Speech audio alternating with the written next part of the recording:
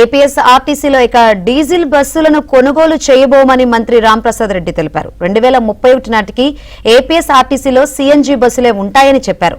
8,321 electric, 500 CNG బస్సుల కొనుగోలుకు ప్రతిపాదనలు సిద్ధం చేసినట్లు వివరించారు. ప్రణాళికాబద్ధంగా ఈ బస్సులు తీసుకొని వచ్చేదానికి మేము సిద్ధం అవుతున్నాం.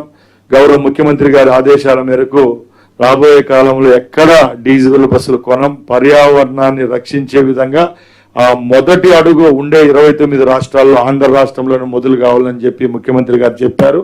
ఆయన మాటల్లో ఎక్కడా పెడచెవుని పట్టకుండా ఏపీఎస్ఆర్టీసీలు రేపు రాబోయే కాల బస్సులని ఈ బస్సులు ఉంటాయి.